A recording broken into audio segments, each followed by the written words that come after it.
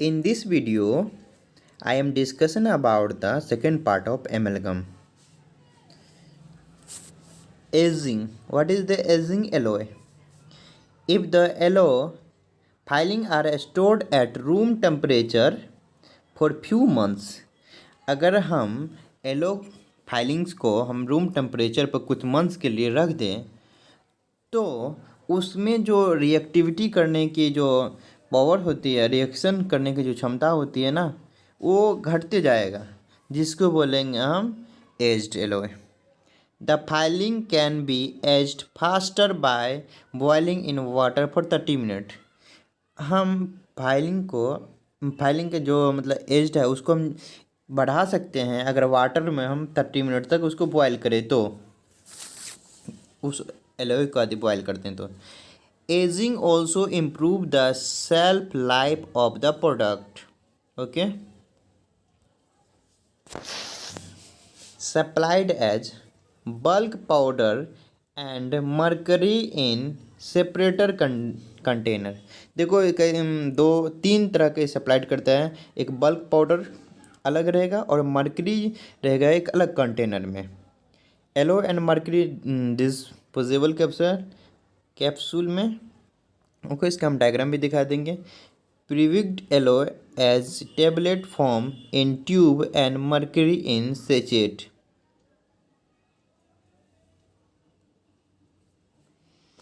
ये जो आप लोग देख रहे हैं ये कैप्सूल है, इसके अंदर एमलगम रहता है।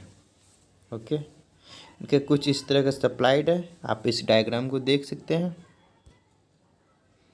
एक कैप्सूल होता है, इसके अंदर मर्करी रहता है। इसके अंदर मर्करी इसलिए रहता है ताकि ये इन्वायरमेंट से बचे रहे, पेशेंट और डेंटिस्ट दोनों के लिए यह सुरक्षित रहेगा।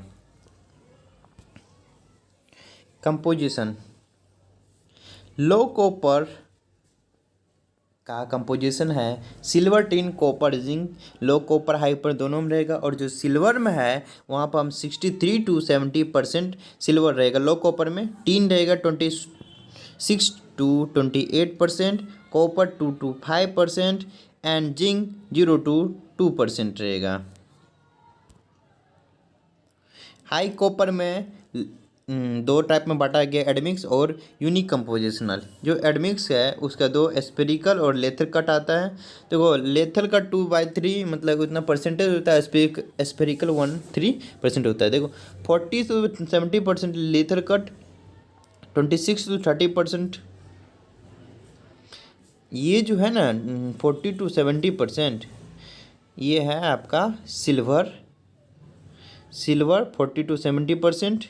सिल्वर टीन हो गया 26 to 30%। And copper and zinc, copper 2 to 30% and zinc 0 to 2%। Okay, आप लोग इसे अपने कॉपी में नोट कर लीजिएगा, हमसे यहाँ पर लिखने में चूक हो गई है। अब आते हैं फंक्शन ऑफ कंस्टिट्यूएंट पे। देखो इसमें पहला है silver. Silver is the major element in the reaction का, या रिएक्शन में जितना भी होगा ना उसमें मेजर एलिमेंट जो होगा सिल्वर होगा। Silver copper tin zinc. उसके बाद आता है वाइटनेस द एलो की वाइटनेस करेगा, क्रीप को डिक्रीज करेगा और स्ट्रेंथ प्रोवाइड करेगा, स्ट्रेंथ को इंक्रीज करेगा, एक्सपेंशन ऑफ द सेटिंग को इंक्रीज करेगा, और जो टार्निश रेसिस्टेंस है इसको इंक्रीज करेगा, मतलब टार्निश को होने से ये रोकेगा। Tin second largest composition and constituent 1/4 of the amalgam. readily combines with mercury to form gamma 2 phase, which is the weakest phase and contribute to failure of the amalgam restoration। देखो इसको ना tin को हम mercury के साथ मिलाते हैं ताकि गामा 2 फेज फॉर्म हो। एक्चुअली हम gamma 2 phase weakest phase and contribute the failure of the amalgam resistance. Actually हम इसमें देखेंगे कि जो tin control the reaction between the silver and mercury. Without tin reaction would be the two faster and the setting expansion would be unacceptable. जो tin है वो control करता है रिएक्शन को। अगर हम टीन नहीं दे, सिल्वर और मरकरी इतना फास्ट होगा कि हम रेस्टोरेशन करने से पहले वो सेट हो जाएगा, रेस्टोरेशन नहीं हो पाएगा। इसलिए उसके रिएक्शन को कंट्रोल करने के लिए हम टीन देते हैं। मगर टीन का एक डिसएडवांटेज भी है, वो स्ट्रेंथ और हार्डनेस को रिड्यूस कर जाता है और रेसिस्टेंस करोजन को रेसिस्टेंस टू टार्निश और करोजन एडवांटेज है। बट यहाँ आप देखेंगे कि टीन जो है मरकरी के साथ combined with mercury to form the gamma 2 phase, ये भी एक डिसएडवांटेज है। यहाँ पे आप ये भी देख सकते हैं डिसएडवांटेज है कि ये स्ट्रेंथ और हार्डनेस को डिक्रीज कर देता है। इसलिए हमें टीन को एक लिमिटेशन में ही इसमें मिक्स करना होगा।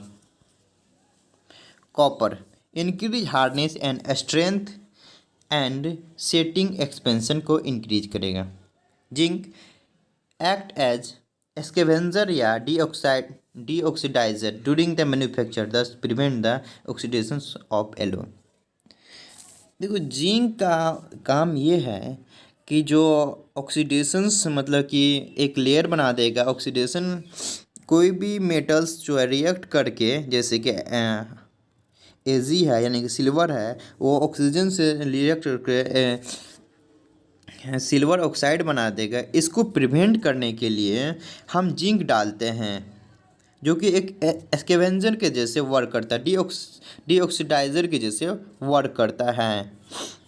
Yellow without zinc are more brittle and amalgam formed by them are less plastic।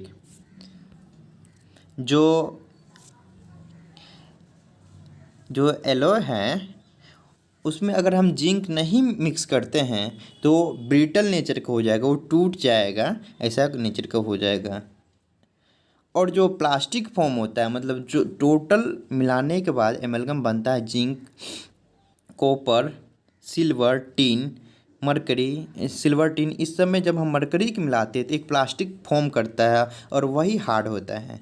अगर हम ये जिंक उसमें नहीं मिक्स करते हैं या कम मिक्स करते हैं तो एमलगम जो है ना लेस प्लास्टिक होगा। अगर हार्ड नहीं होगा तो रेस्टोरेशन में फिल कैसे होगा, आप खुद सोच के देखिए। Zinc cause delayed expansion if the amalgam mix with the contaminated with the moisture during manipulation. देखो इसका एक डिसएडवांटेज ये है कि जिंक का, जब हम मैनिपुलेशन के ड्यूरिंग या वाटर रहे या किसी तरह मॉइस्चर रहे तो ये क्या करेगा ना, डिलेड एक्सपेंशन शो करता है। मतलब कि जब हम रेस्टोरेशन कर दिए उसके बाद ये डिलेड एक्सपेंशन शो करेगा। इसमें हाइड्रोजन गैस क्या होता है ना, फिल हो जाता है, जिसके वजह से पेशेंट को पेन और माइक्रो लीकेज जैसे प्रॉब्लम का सामना करना पड़ता है। देखो mercury, in some brands a small amount of mercury is added to the alloy up to 3%। देखो मरकरी जितना कम हो उतना बेस्ट है, पर मरकरी मेन कंस्टिट्यूएंट इसलिए है क्योंकि मरकरी ही और जो कंस्टिट्यूएंट मिला होता है एमलगम, कॉपर, जिंक, सिल्वर, ये चारों को मरकरी मिलाने के बाद ही प्लास्टिक फॉर्म होगा, मतलब कि वो तभी हार्ड होगा। They are known as pre amalgamated alloy. Pre amalgamations produce a more rapid reactions. देखो platinum harden the alloy and increase the resistance to corrosion. Next है palladium hardness and whiteness the alloy. Indium का क्या functions है? Indium when add to the mercury reduce mercury vapour and improve wetting. जब indium को mix करेंगे तो mercury का जो वेपराइजेशन होगा, क्योंकि हमें पता है कि मरकरी रूम टेम्परेचर पर वोलेटाइल नेचर का होता है। अगर हम ऐसे ही छोड़ देते मरकरी वेपर हो जाएगा, इंडियम मिलाते ताकि उसका वेपराइजेशन रिड्यूस हो, improve wetting. Indium can also add to the powder through it reduce earlier strength. देखो समय से पहले स्ट्रेंथ प्रोवाइड नहीं हो इसलिए इंडियम मिलाते हैं। अगर हम मैनिपुलेशन के दौरान या फिर रेस्टोरेशन करने से पहले उसमें स्ट्रेंथ प्रोवाइड हो जाता है तो फिर प्रॉब्लम्स होगी, हम अच्छे से कैविटी में एमलगम फिल नहीं कर पाएंगे, इसलिए उसमें हम इंडियम मिक्स करते हैं। It increase the final strength, it reduce the creep और increase the final strength. Next चलते हैं, एस्पेरिकल और लीथल एलो में कंपैरिजन क्या है, आप इसके बारे में हम बताएंगे अभी। देखो, जो एस्पेरिकल एलो है उसका जो पार्टिकल होगा तो एस्पेरिकल होगा। Manufacture by atomisations of molten alloy. तो एटमाइजेशन प्रोसेस से एस्पेरिकल एलो होता है, जो हम पहले भी वीडियोज़ में बता चुके हैं, आप फर्स्ट पार्ट ऑफ एमलगम को देख सकते हैं। More plastic matrix is essential to stabilise the proximal contour. देखो, मोर प्लास्टिक फॉर्म करेगा ये and required less mercury, hence they improve the property. क्योंकि जितना कम मरकरी का रिक्वायरमेंट होता है वो बेस्ट होता है। इसमें बहुत ही कम मरकरी का यूज होगा, मतलब कि लेथल कट एलोस के तुलना में इसमें लेस मरकरी का यूज होगा। Particle are irregular, lathe cut alloy का पार्टिकल होता है irregular. Manufactured by milling and annealed ingot of alloy. Manufacture कैसे होगा, milling and annealed ingot alloy से, ठीक है। इसमें है ऑटोमाइजेशन मोल्टेन एलो से, less plastic and resistant condensation pressure. Spherical alloy में जहाँ मोर प्लास्टिक होता था यहाँ पर लेस प्लास्टिक होगा और रेसिस्टेंस किसको करेगा, कंडेंसेशन ऑफ प्रेशर को। वहीं बात करते हैं लेथकट एलो में more mercury required, hence inferior posterior property, inferior properties. जहाँ स्फेरिकल एलो में लेस मर्करी रिक्वायर्ड था, वहीं लेथ कट एलो में क्या हो रहा है, मोर मरकरी रिक्वायर्ड हो रहा है। अगर ज़्यादा मरकरी होगा इसका प्रॉपर्टी को यह डिक्रीज करता है, मतलब कि अगर मरकरी ज़्यादा हो रहा है तो मरकरी टॉक्सिसिटी भी ज़्यादा होगा, इसलिए इसे गुड नहीं माना जाएगा। स्पेरिकल बेस्ट है लेथल कट एलो की तुलना।